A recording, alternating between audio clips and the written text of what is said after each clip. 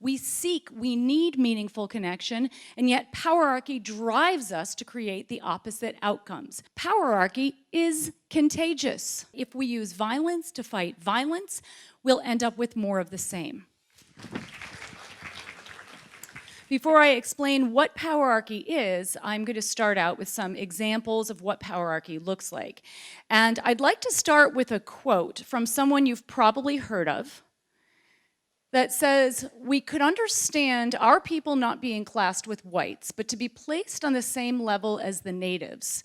These are darker-skinned people. "Seem too much to put up with. Natives, as a rule, are uncivilized. They are troublesome, very dirty, and live like animals. We are infinitely superior to natives." Now, who do you think said this? If you guessed Gandhi, you guessed correctly. And now here is another example. I'd like you to imagine the following scenario. These are Joe and Brenda, hypothetically. Joe and Brenda are students, and they're also a couple. Now, Brenda proudly tells Joe that she got a B+ on her recent exam, to which Joe replies, "Why are you so excited? I mean, it's not like it was an A." To which Brenda then replies, "Well, at least I didn't get a C on my freshman final."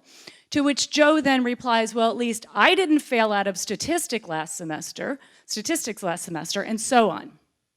Does this sound familiar at all to you? Have you experienced this personally, any of you? Probably seen this and experienced this many times. So the question is, why are people who care about each other nevertheless hurting each other? Now here's another example of powerarchy. I know that the vast majority of people in this room are no doubt vegan. And I'm fairly certain that there are some people in this room, as there always are, who are not vegan. For those of you who are not vegan, imagine that you're at a dinner party. Some of you have heard this example before. You're eating a delicious beef stew to you, and you ask your host for the recipe. And she replies, saying the secret's in the meat. You need to use well-seasoned golden retriever. Now think about how you would react. Now, a final example is an example actually that comes from Michael Singer's book called The Untethered Soul. In his book, Michael Singer says to imagine how you would feel. Imagine you have a roommate who follows you everywhere you go. And this roommate shares an incessant stream of mostly negative commentary on everything you experience. They criticize your choices. They tell you all the reasons you should be constantly worried. They put you down by calling you names like lazy and stupid. They tell you you're not good enough and you probably never will be, and so on. How would you feel? Michael Singer says that this is no different than the voice in our head. This is the inner roommate that we all have within our minds, our inner roommate who follows us wherever we go. How many of you can relate to this? Quite a few people, right? Probably everybody in this room. Now, these examples I've shared all look like different situations, and in some ways they are, but they all have a common denominator. What do you think this common denominator is?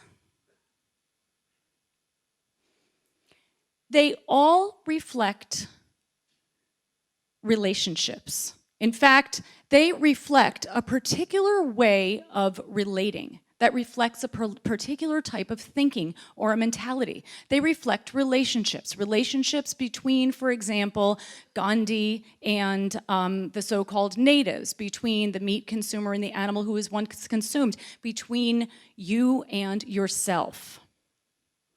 Now, to help explain this phenomenon that I'm talking about, I'd like you to think of a relationship in your life that you would consider a good, even a great relationship. Take a moment and just imagine that relationship. Now, think about how you feel in this relationship. In particular, think about your feeling of connection. Do you feel connected in the relationship?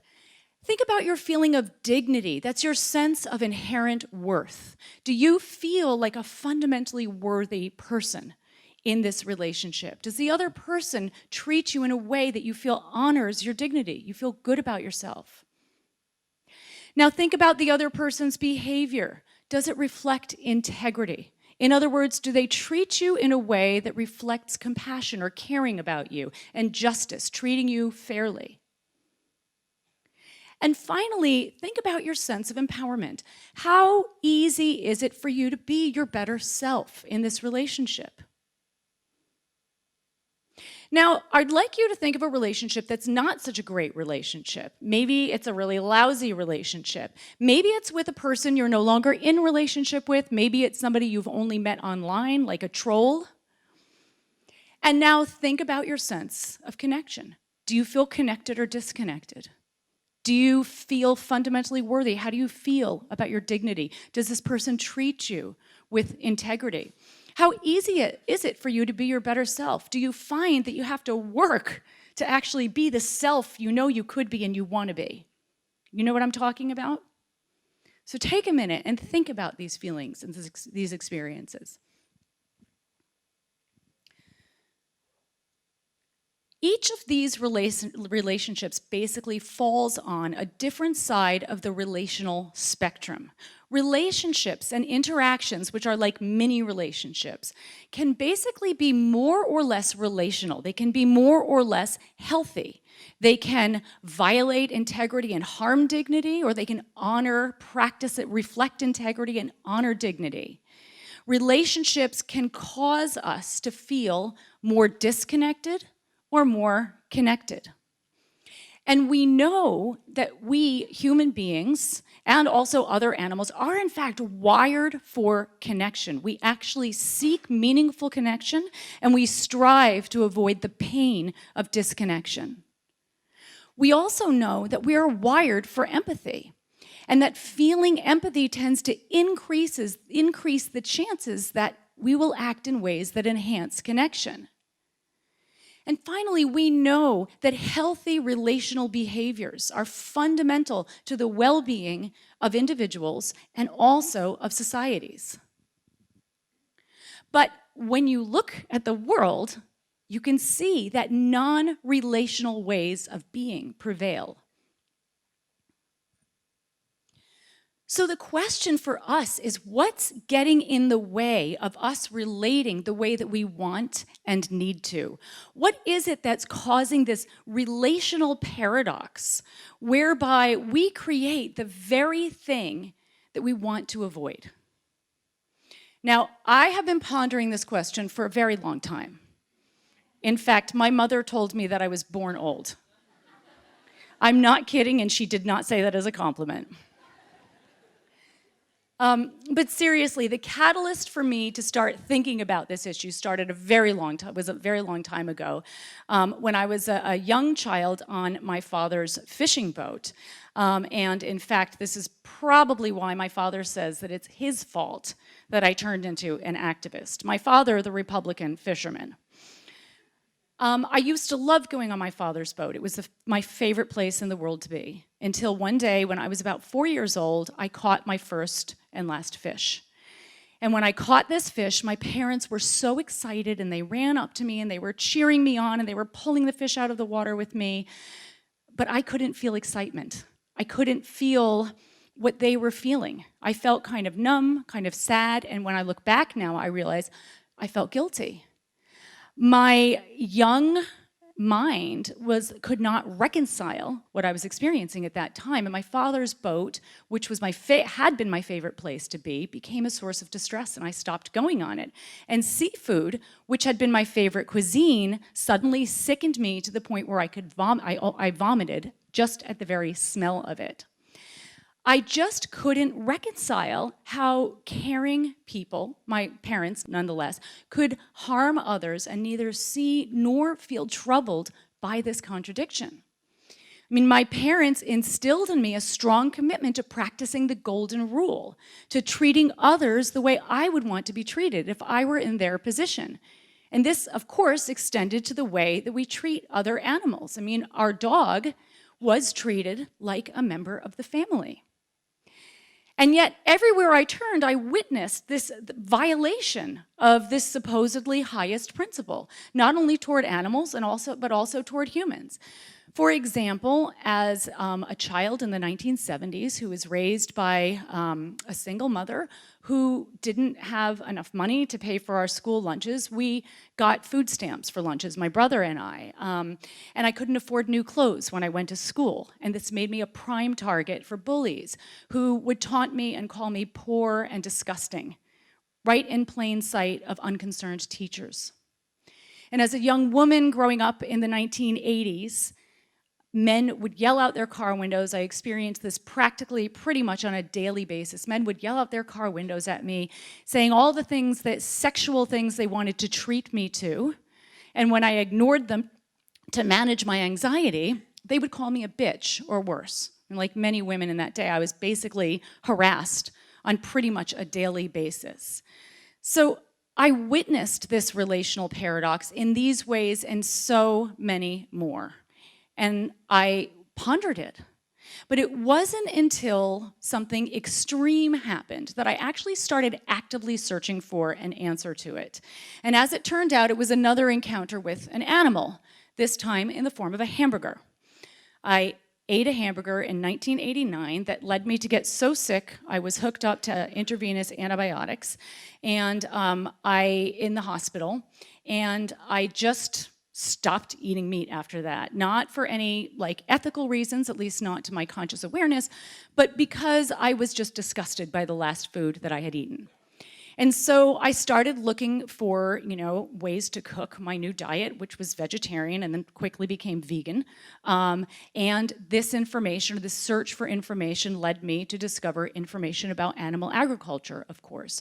And what I learned shocked and horrified me. I could not believe the global atrocity that had been going on all around me, but that I had effectively chosen not to see. What shocked me perhaps even more was that nobody I talked to about what I learned was willing to hear what I had to say. They would say things like, "Don't tell me that, you'll ruin my meal," or they'd call me a crazy vegan hippie propagandist. And I just couldn't understand how rational, caring people, like I had been, of course, could turn away from atrocities. Why did people resist the very information that would enable them to act on their caring, that would enable them to foster the meaningful connections that we all seek? So I enrolled in a doctoral program in psychology, and I studied the psychology of violence and nonviolence, and I wrote my doctoral dissertation on the psychology of eating animals, which led to the publication of my best-selling book, Why We Love Dogs, Eat Pigs, and Wear Cows, An Introduction to Carnism. But my research actually led me to discover something far broader than just the psychology of eating animals. I identified the psychological mechanisms, the mentality that drives all oppression and abuse, as well as how this mentality informs and is informed by external social structures. I essentially had sort of a blueprint with which to understand the deeper psychological drivers of oppression and abuse. Now, usually when oppression is examined by scholars and by activists, it's through the lens of economics or politics or philosophy or sociology, and of course these lenses matter. They each help us see a different aspect of oppression. But we also need to look at oppression through the lens of relationships. Because what my research and the research of others that I've built on, most notably relational cultural theorists, shows is that on a deeper level, oppression is a relational phenomenon. Oppression reflects and reinforces relational dysfunction, a dysfunction in how we relate as groups, social groups, to other individuals, to other animals, to the environment, and also to ourselves.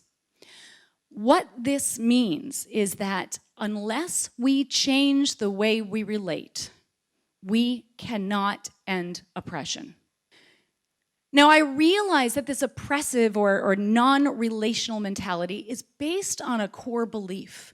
The belief in a hierarchy of moral worth, that some individuals or groups are more worthy of moral consideration, of being treated with compassion and justice than others. So just think about Gandhi's statement. Gandhi only argued that the natives should be treated differently than the Indians because he believed the natives were less worthy of moral consideration. On some level, it was because he believed that they were morally inferior. And I realized that this mentality didn't exist in a vacuum. When so many individuals have the very same belief, it is very likely that it's the product of a widespread belief system. So, for example, the belief that males are more worthy of moral consideration than females or people of other genders reflects the widespread belief system of sexism. And the belief that humans are more worthy of moral consideration reflects the widespread belief system of speciesism. I thus came to identify the belief system that I call Powerarchy. Powerarchy is a non-relational system that is structured to foster attitudes and behaviors that violate integrity and harm dignity, thus leading to disconnection and disempowerment. Powerarchy is based on the belief in a hierarchy of moral worth, and as its name suggests, it is based on exercising power over others. In other words, we learn under Powerarchy, we learn to derive our sense of power and worth from having more than others, from wielding power over others. The example of the students is a perfect illustration of what I'm talking about.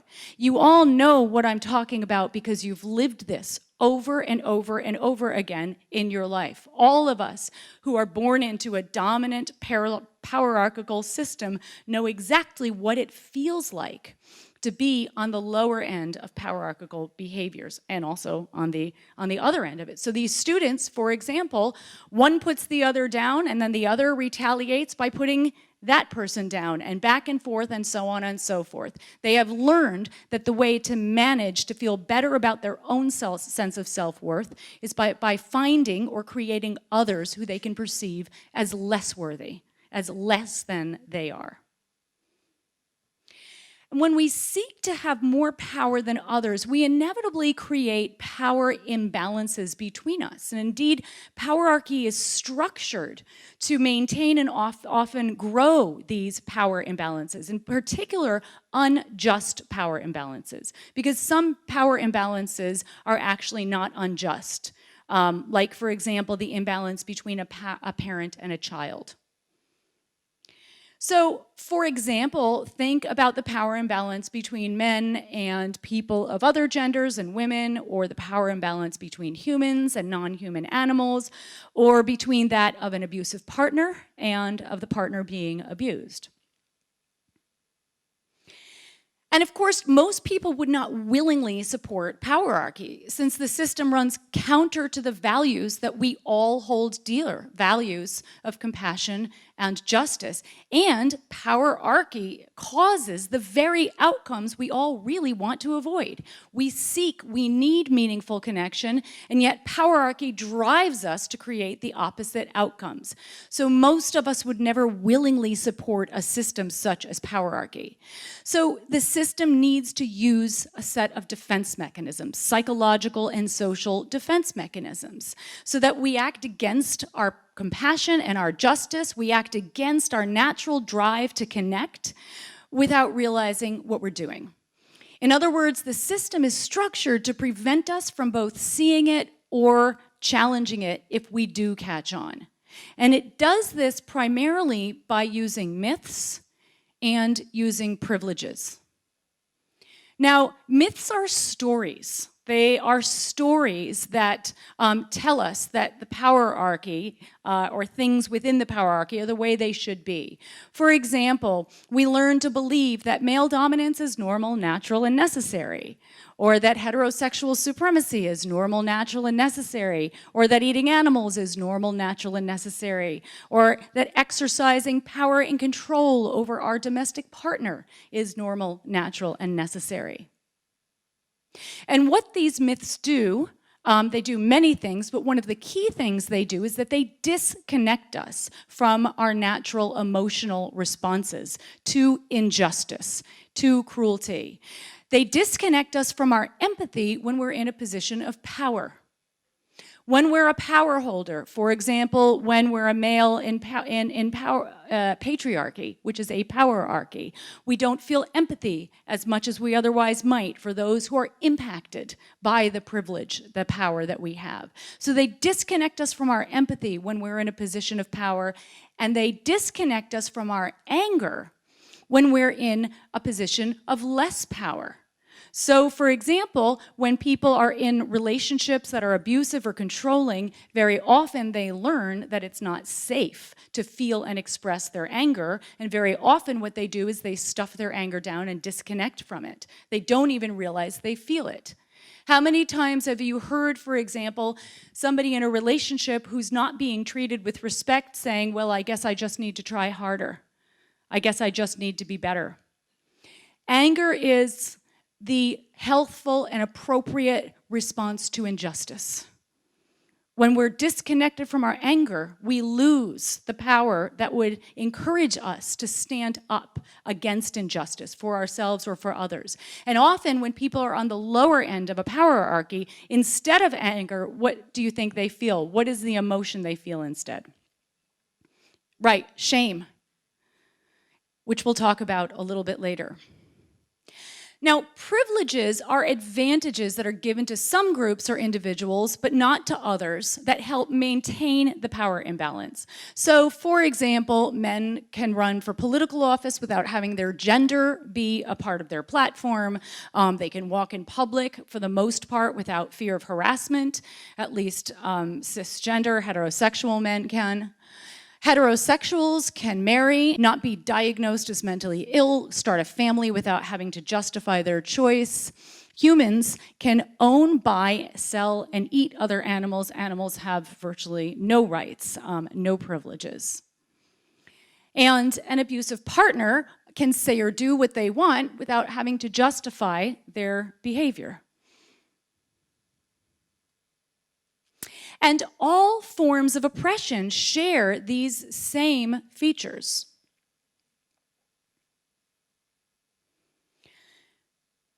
So it can be helpful to think of oppressions as spokes on a wheel with powerarchy as the hub. Powerarchy is like the meta system. It's like the overarching system that informs all oppressive and abusive systems and dynamics. And powerarchy exists across all three relational dimensions. On the collective or social level, on the interpersonal level between individuals, and on the intrapersonal level, how we relate to ourselves. And it also informs, as I said before, how we relate to other animals and to the environment. It's a holistic system in that sense. So powerarchies can, for example, be systems of oppression, such as racism and sexism. They can be abusive relationships or dysfunctional work cultures. Now, of course, some forms of oppression inform others.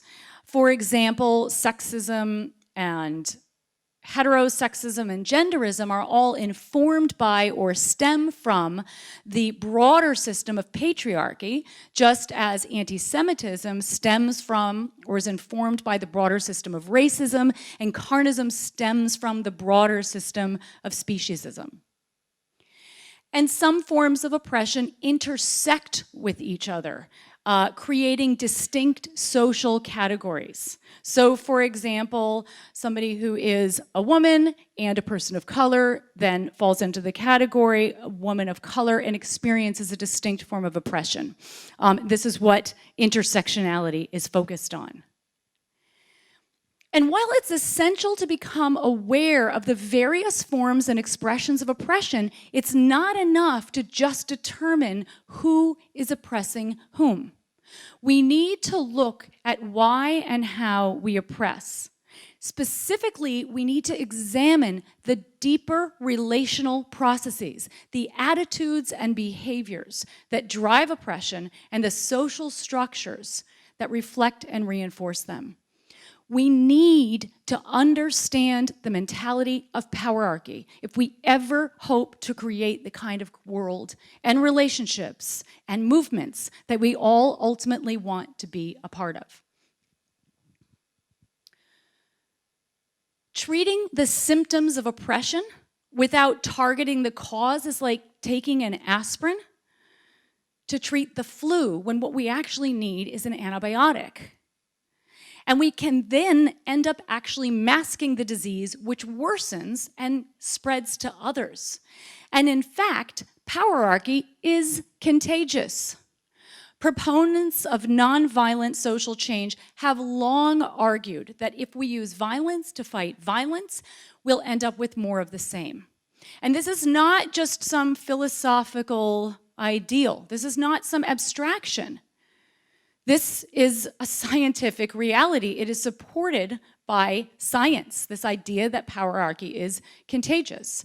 Studies, for example, have shown that when people feel that their dignity is harmed, they become defensive. This means they are less connected with their rationality, they're less likely to think rationally, they're less connected with their executive functioning, and they are less likely to feel empathy. They're more likely to act against what we're asking them to do. And they're more likely to react powerarchically toward us or toward others. So studies have shown, for example, that when you practice power over towards somebody else, that person is more likely to give it right back to you with power over. And even if they don't, they're also more likely to do that to another person they encounter, maybe later in the day. Studies have also shown that people automatically act and think powerarchically when they have power. So for example, when somebody's in a position of power, they're a boss, they're a white person, for example, and they're relating to somebody with less power, they're less connected to their empathy for that other individual. They're more likely to feel entitled to do things that they don't believe the other person is also entitled to do. They are more likely to think and act powerarchically. Some researchers have even said that such behaviors, quote, spread like the common cold. So powerarchy is contagious and it's everywhere. Just consider how systems that were created to challenge powerarchy, like social justice movements, can start becoming mini powerarchies as more and more proponents use powerarchy to show that powerarchy is wrong. So many of us are working toward change on the level of content, on the what, but our process, our how, is powerarchical. We speak out for justice while acting in ways that are unjust. When we flip the ladder of powerarchy, we just end up with more of the same. And we can end up becoming the very thing we're trying to transform. It can be helpful to think of the powerarchical mentality as an entity that's taken up residence in your psyche. This entity has a survival instinct. It wants to keep itself alive. And the way it does this is by getting you to find a morally inferior other. And no matter how well-intentioned you may be, powerarchy will try to trick you into creating this other. It will come up with all sorts of justifications for why you shouldn't practice integrity towards someone else. The justification du jour is because we're morally outraged. Because once somebody has done something we consider unethical, we feel justified in carrying out power over behaviors toward them, in disrespecting them. Now, one way you can tell that you're under the influence of the powerarchical mentality is if you feel the emotions of either contempt or shame. These are relational emotions. They only exist in relationship. They only exist in comparison. We feel contempt or we feel shame when we're comparing ourselves to another or to an idealized or demonized version of ourselves. When you feel contempt, that's a sign that you've placed yourself in a position of moral superiority. And when you feel shame, that's a sign that you are experiencing yourself in a position of moral inferiority. And the antidote to both of these is empathy. It is difficult, if not impossible, for example, to look down on another when we're actually looking at the world through their eyes. Now, contempt and shame both result from the same belief, from the same myth. Contempt and shame result from believing in the myth of a hierarchy of moral worth, that we can be better or worse on a fundamental level. We have more or less intrinsic value than another, or than an idealized version of ourselves. And this is a myth, of course. If you think about it rationally, each one of us is simply a product of our hard wiring, the brain and body we were born with, and every single experience we have ever had in our lives. We're nothing more nor less than this. How could we be? Expecting others or ourselves to be different from who and how we are is like expecting a tree that's been rained on not to be wet. I feel quite certain that if I had been born into the body and environment of Ted Bundy, that I would not have become an advocate for compassion as I am today. In fact, to feel and advocate compassion is a privilege. This does not mean that we don't hold others accountable and that we don't work to change problematic behaviors. Of course we do. It simply means that we do so without harming dignity. We do so without feeding the epidemic of powerarchy. So, given all of this, what is the solution? How do we work toward the transformation of powerarchy? Since the problem is caused by non-relational ways of being, the solution needs to be focused on cultivating healthy relationality. In other words, we need to develop relational literacy, the understanding of and ability to relate healthfully. It never ceases to amaze me that most of us have no choice but to learn complicated geometry that we will probably never need to use, and yet we never get a single formal lesson on how to be healthy relational individuals. And when you look at the problems of our world today, these are not problems that are caused by people who don't know how to do geometry. And on top of this, we have been born into a deeply dysfunctional world. It's like we are still living in the relational dark ages. Frankly, I'm amazed that we make it through the day half the time. So I'm not surprised, that we keep recreating relational dysfunction. It makes sense given where we're at this point in time. And the good news is that each of us has the capacity to become much more relational. I believe so strongly in the importance of relational literacy to help transform our lives and our world that I've actually written an entire book on it. This will be out in January 2020, Getting Relationships Right. And a couple of tips that you can use right now to improve your own relationality is to pause when interacting with others, to pause when communicating with others, and ask yourself these questions. Does my behavior reflect integrity, compassion, and justice? Before you hit send, ask yourself that. Imagine the person on the other end of the communication. How might they feel? And ask yourself, does the other's behavior toward me reflect integrity? Is this person interacting with me in a way that feels respectful to me? Now, since communication is the primary way we relate, a key component of developing relational literacy is learning effective communication. And one tip to do, you can start right now, as Rumi said, just to remember when you're communicating, to ask yourself, is what is being communicated true? Simple question, but so important. Do I know this to be true? And is it kind? Make this the basis for communication. If you don't know the answers to these, keep looking before engaging in the communication. Now, ultimately, developing relational literacy requires cultivating mindfulness. Mindfulness is both a state and a practice. Mindfulness is the state of being aware and present in the moment, and it's the practice of becoming more aware and present. Mindfulness is actually the true opposite of powerarchy. Powerarchy reflects and reinforces unawareness.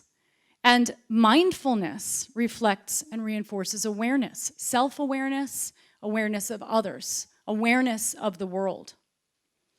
Mindfulness, or powerarchy, reflects and reinforces, cultivates confusion and these cognitive distortions, denials, and mythology, whereas mindfulness cultivates clarity. Powerarchy creates and reflects anger and fear. Mindfulness brings us into a state of calmness. Powerarchy causes us to feel apathetic. Mindfulness connects us with our empathy. Powerarchy leads to cruelty, and mindfulness leads to compassion. Powerarchy disconnects us from ourselves, others, and the world, and mindfulness connects us to ourselves, others, and the world. There are lots of ways to practice mindfulness and to cultivate mindfulness. Meditation is probably the primary way to do this. One thing you can do right now is to commit to developing your inner observer. Your inner observer is that part of you that is always there, that has always been there, that is observing your experience, observing as you move through the world. It's the part of you that is objective and compassionate. It's not creating stories and it's not reacting to what's happening. It's just noticing with compassion. One way you can work to cultivate your inner observer, besides meditating, is to set your alarm to go off several times throughout the day, and then pause for a minute, pause, and look inside. Ask yourself, what am I thinking right now? What is that voice in my head saying? What's the story it's telling me about this other person, about myself, about this experience? What am I thinking? Don't judge it. Just notice it. Be compassionate toward yourself. And ask yourself, well, what am I feeling right now? What's happening inside of me? What do I notice? Your inner observer is like a muscle. The more you practice it, the more you exercise it, the stronger it gets. Ultimately, we can use our minute-to-minute relational dynamics, relating with ourselves and relating with others, as a training ground on which to cultivate greater integrity in our lives and bring greater integrity into our world. So it's time to move beyond powerarchy. Now, to do this, we need to make our relationships and our movements safe spaces where integrity is practiced and dignity is honored, even as we may disagree on ideas, on tactics, on ideology, and on many other issues, even as we may hold people accountable for problematic behaviors.